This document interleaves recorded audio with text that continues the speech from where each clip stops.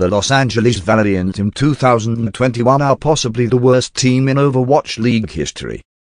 Throughout the entire season, they won 2 maps, and drew 1.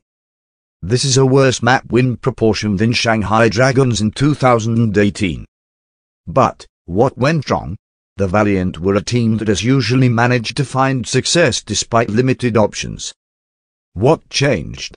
Well, it all started during the off-season when Immortals sold out to a Chinese company known as LGE. Now this isn't inherently a bad thing in itself, though Valiant did completely screw over its staff and players, but there is tons of talent in China and they could absolutely still be competitive. This didn't happen. The org released all of their players and coaches and signed a bunch of Chinese Contenders players from a team that didn't even qualify for Contenders Gauntlet in a rush, and supposedly wanted to spend the minimum amount of money as possible on them. For example, there is a pretty talented player who had interest from them, however the deal fell through as they had to spend money for a buyout. Embarrassing stuff. To make matters worse, their 7th player, NVM, and their assistant coach, Heiko, apparently weren't even with the team most of the time. So they pretty much only had 6 players and a head coach, most from a pretty mediocre Contenders team. The whole situation even scared away people passionate about joining the league, such as Dia. And I think it was a large contributing factor other than the lack of talent.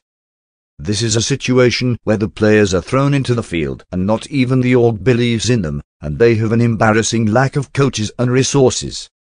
Not only that, being thrown into games like that and always losing has to affect the mentals. No one had confidence in this team, not even the players on said team. It's quite the depressing story if you think about it. But on to the players, there is honestly some potential here.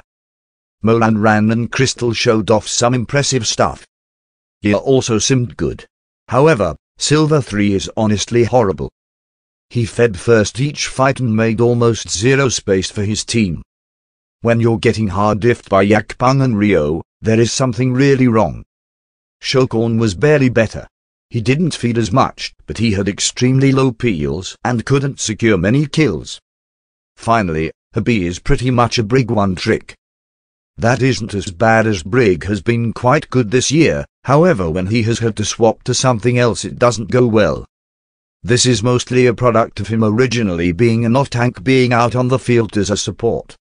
A great example of how horrific this team is. Granted, it doesn't go well when he plays Brig either, but still. Overall, there is a clear talent gap between this team and pretty much every other team in a pack. I feel bad saying this about the players as it truly is an unfortunate situation, but I must. The only player I see really getting picked up is Moran, and that might be a long shot in itself. Overall, the org shot itself in the foot massively, not wanting to invest anything at all into the players and picking up mediocre to bad talent. It's a shame to see an org fall so low so quickly. Thanks for watching and remember to like and subscribe for more. I upload daily Overwatch League content and am trying to hit 10 subs by Season 5, so any subscription helps greatly. Thanks.